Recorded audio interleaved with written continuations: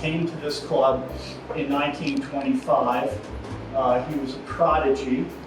He was in the as a novice, he was in the 1925 NAAO Senior 8 that won.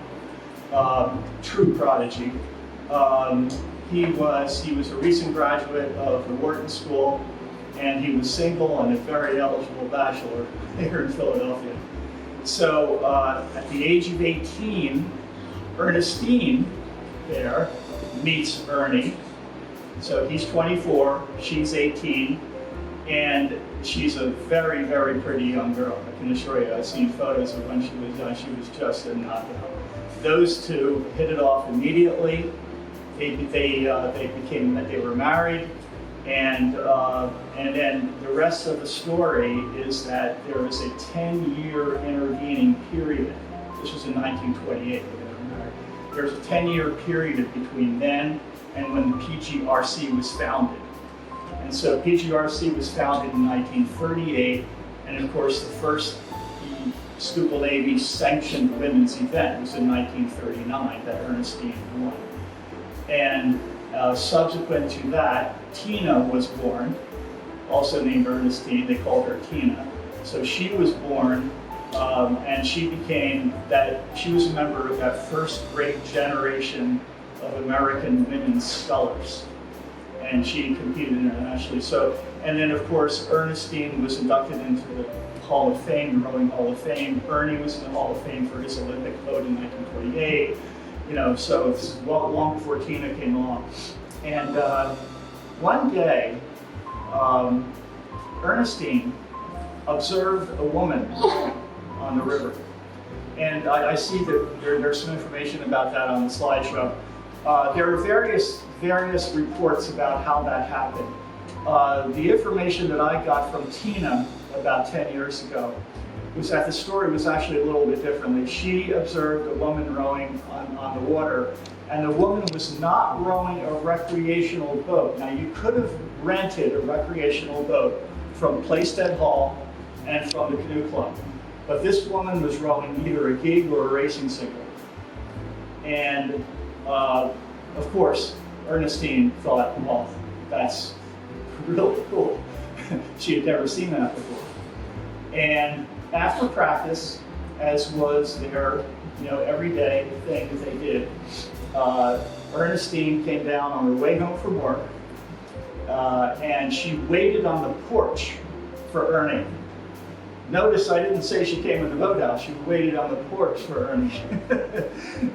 And he would come out, and they would embrace, and she would say, "Hey, how was practice today?" And they would exchange things. And this one day, Ernestine said, "Honey, I saw another woman rowing on the river."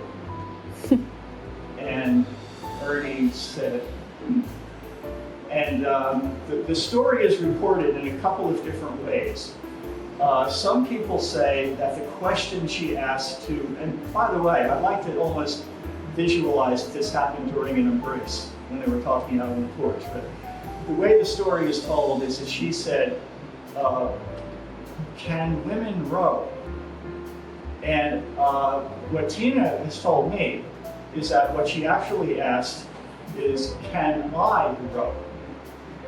And you have to understand, given what I just told you about the culture of rowing here and with the men's clubs, and I gotta tell you, Ernie Bear was not a bad man, and he was not an intolerant man. And all of his work that he did with women's rowing in the decades beyond that is proof of that. But when confronted with that question, he was stumped. He would have thought it was like Ernestine saying, "Can a woman divide by zero?"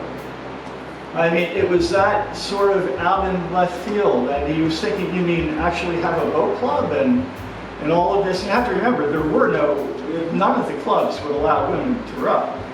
And so the women were not permitted as members in the club back in those days. And so I can imagine that Ernie was kind of befuddled, and he said to her, "Women don't row." And this was, this was the banner headline in the story from about 20 years ago when she was interviewed for the Inquirer. I think he probably, if he could have taken it back, he probably would have said something different. But that's the way it happened, and I think that he obviously knew that women could row. It was just that he was having trouble processing this thing, and but Ernestine was very, very headstrong.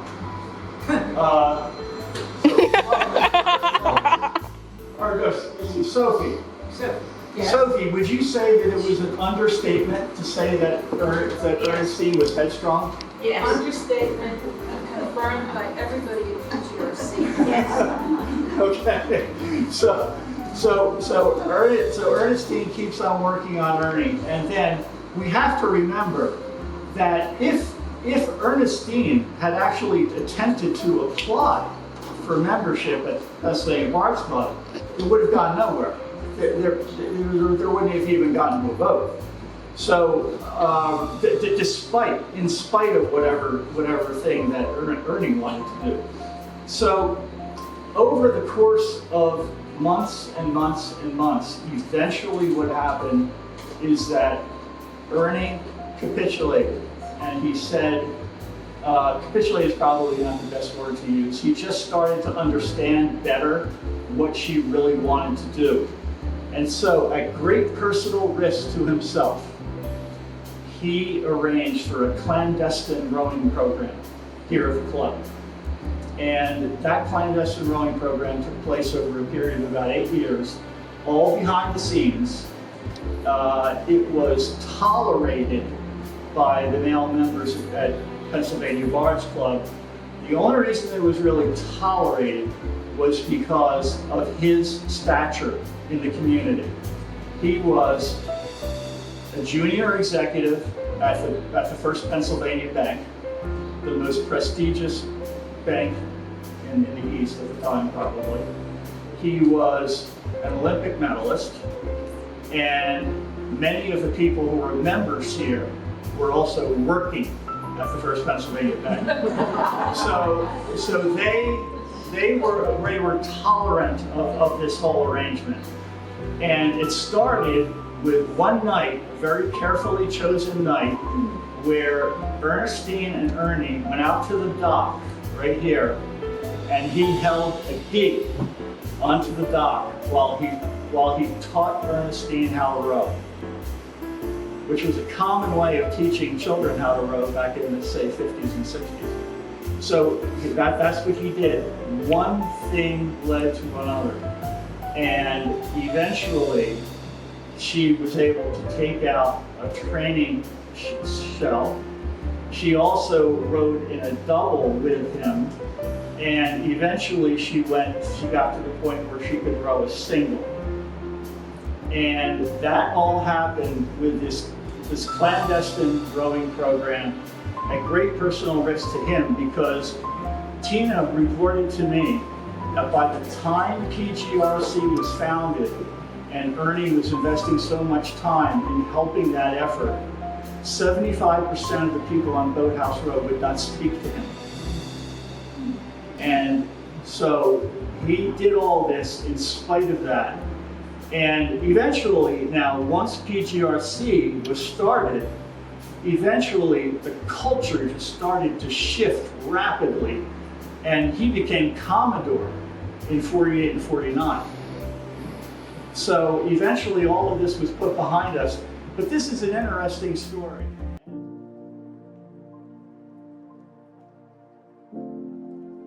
I've been a member there since 1979, and I've been on the U.S. national team, I've been on the U.S. Canada team, won multiple medals. But before all that, I went to an all-girls high school, because this is about Title IX, all right? And at grade school, same school, but the high school on a music scholarship, so, you know, I was busy playing ivory keys there. But in grade school, a couple girls, Denise Mullen, for a fact, we decided we wanted to play basketball. We didn't have a team. So the two of us got a couple girls together, and we decided to challenge St. John's Church, the CYO team. We got demolished, 3-33. I'll never forget it. And you know the nun in what's the movie? Trouble with Angels, who had the Converse sneakers, and she was Sister Nicholas Helene took us under her wing. She wore the Converse sneakers, and by the end of the season, we actually won some games. She arranged to have a gym available at the local public school, so we went down there twice a week and we practiced. And I kind of fell in love with sports. I was kind of like, why can't we do this? And that's kind of been my motto my whole life. Why can't I have an older brother and an older sister? And I was like, always, why can't I do what they're doing? So this is kind of an extension. In high school, I wasn't allowed to play basketball until my senior year, when they had a new principal who said, let her play. And so they rearranged the choir practice so that it wasn't on the same days as basketball practice. And I could play basketball and I could play for the choir. We were not stellar, since we only practiced twice a week. But we won some games, lost to St. Basil's, Liz Bergen's old alma mater. They were very aggressive. And, you know, I just kind of fell in love with athletics. College, I was a walk-on at LaSalle College for basketball, tennis, and track. At the time, this is 1974, Title IX just was starting to take effect. There were 3 girls with half scholarships. The boys' team, they were all on scholarship. They were all like, you know, Scott size. And you know, we actually did really well. By the time I graduated, there were 7 girls that were on full scholarship at LaSalle. Tennis, there were no scholarships, and track, we had 2 scholarship athletes, runners. I did get MVP in tennis and track, not basketball. So I didn't start rowing until 79, when somebody dragged me down from work, a woman dragged me down. She said, you should try rowing. I mean, you know, you're not playing on a basketball team. Why not? Try rowing. And she took me down, and I did go to one of those gigs. And, you know, she held me off, and after about 15 minutes, she just let me go and said, I'll meet you on the water.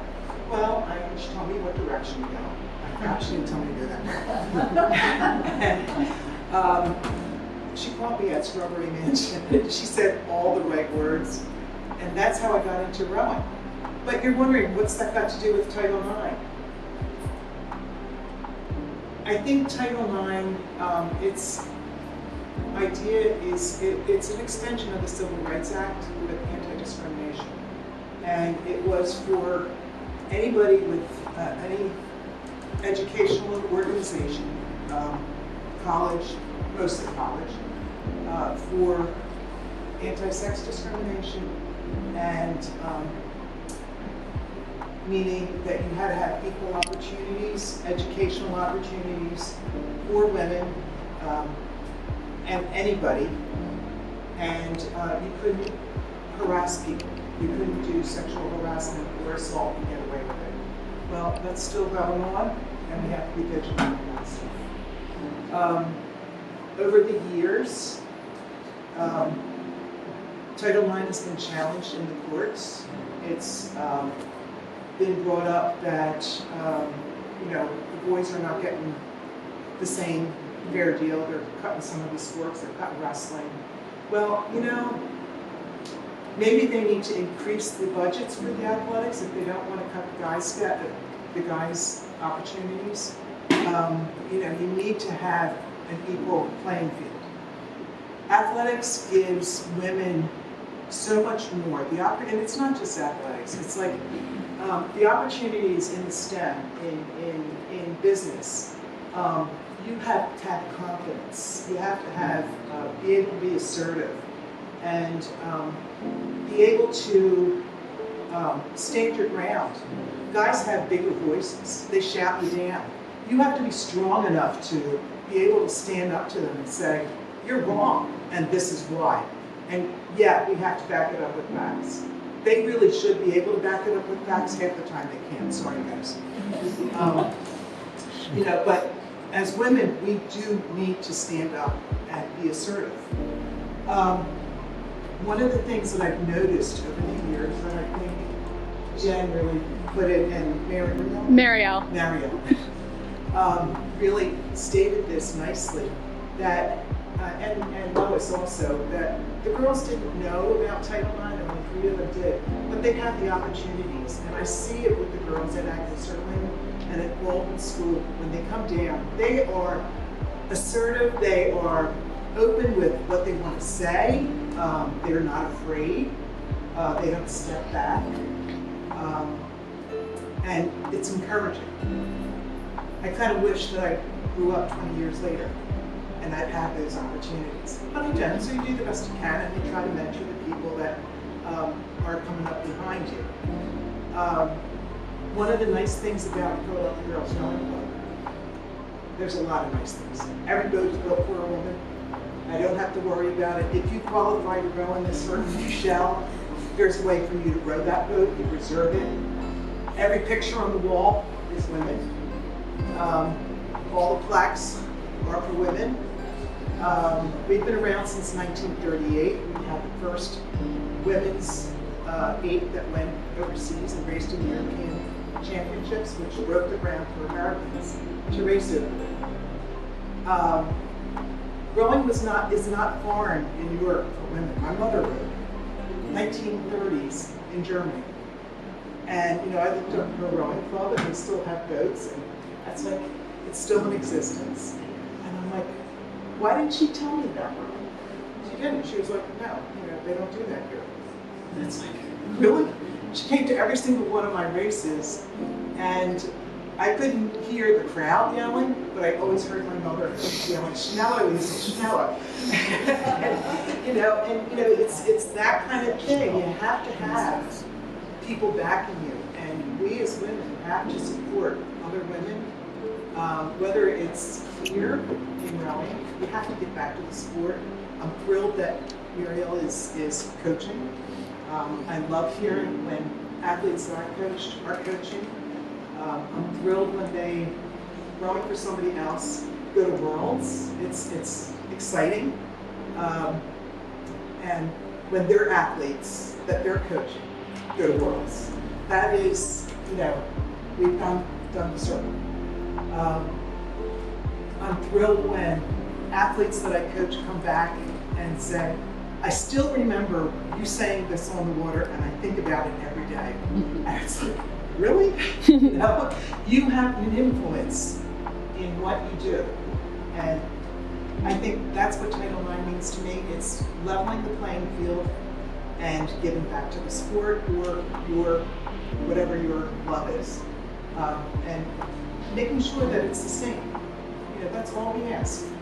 You know, harassment, no, there's no room for it. You shouldn't be afraid to go to the authorities when you are harassed. In the 70s, you wouldn't go to the authorities. You know, you'd be laughed out of the room and be like, and it's like, it's not right. You know, so for me, Title IX is a huge step. It's in the right direction. Are we there yet? No, and we have to be vigilant to make sure that it stays there. So it's not just for women, it's for, you know, all walks of life. You know, we want it the same for everybody. Thank you.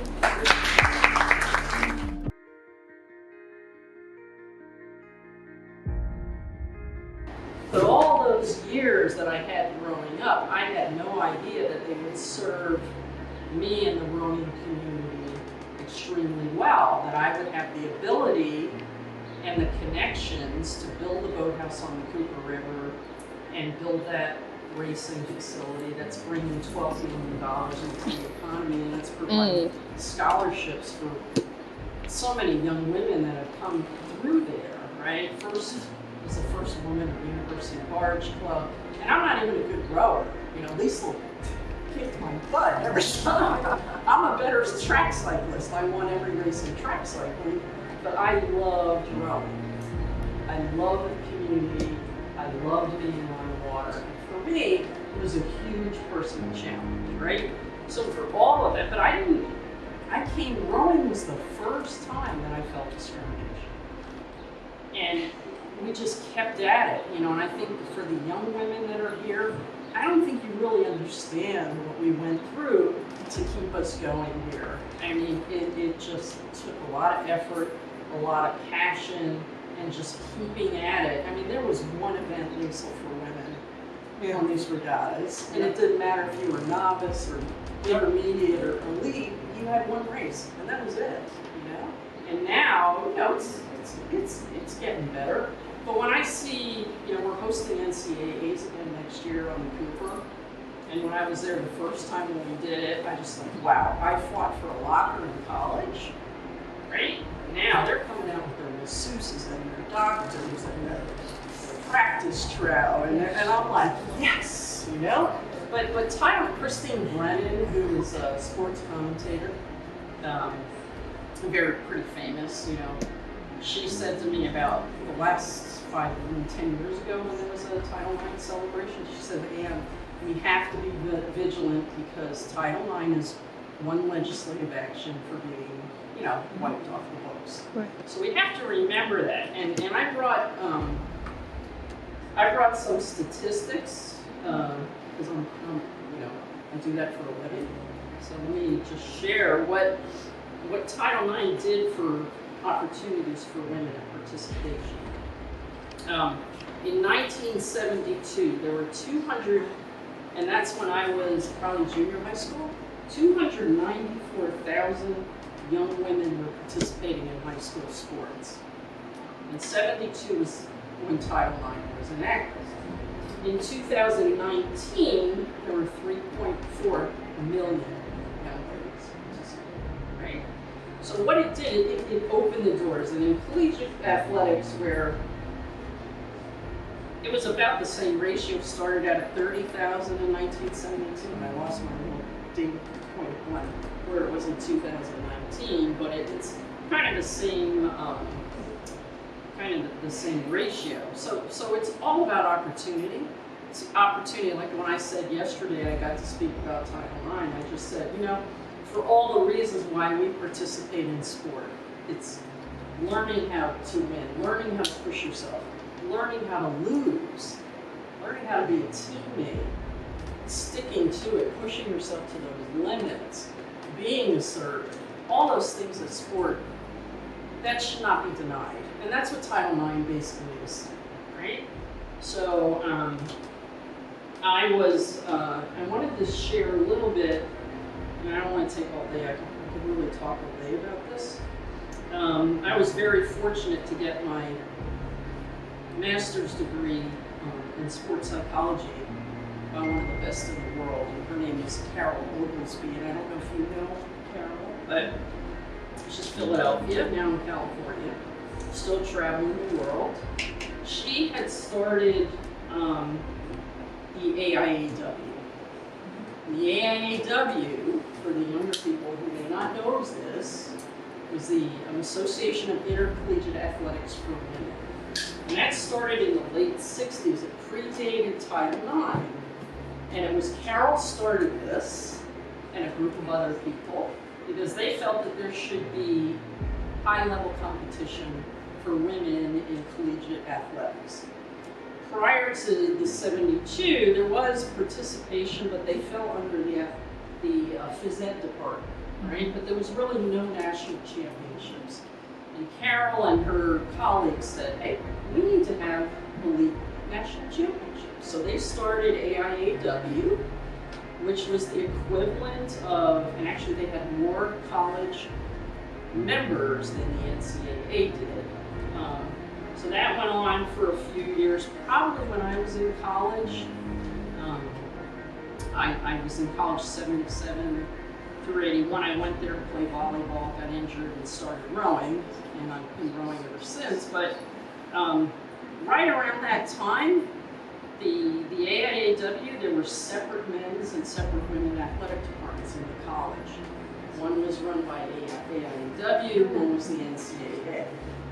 What happened as the championship started bringing more revenue in, the NCAA then just decided, whoa, hey, I guess there is something in this women's sports thing.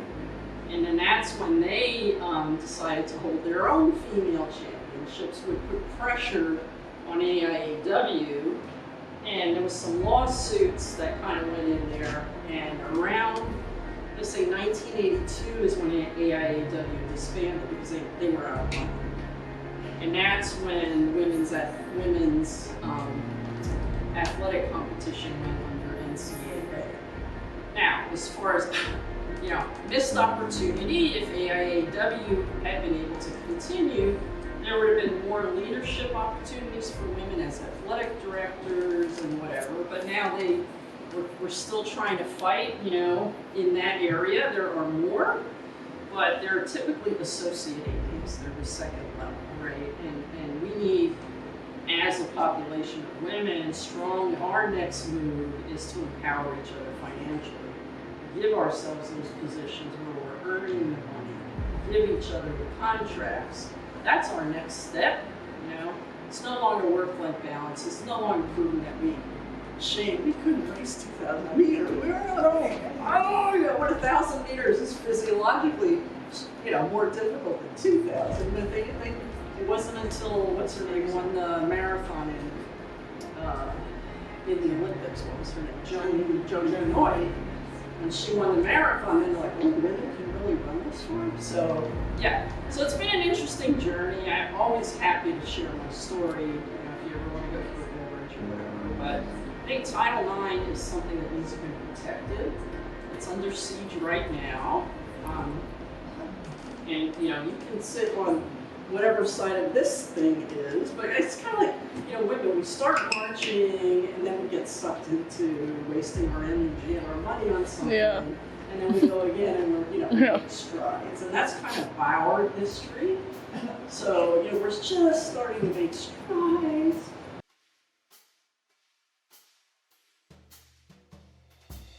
Sherry Proctor, I'll never forget this guy. He was so generous to let me row out of Cambridge. And I will tell you, the masters ruled at Cambridge Boat Club. God forbid you were late in about 5 minutes with their boats, because they really were very active, the masters at Cambridge. But anyway, so I was not able to row out of Boston College, therefore I could never row with the university. So I rowed at PGRC for many years. And from the 70s on, I started in 72. And lo and behold, head of the Charles one year, they had an alum boat. There is now rowing at Boston College. Women have the varsity club, but the men are just a club.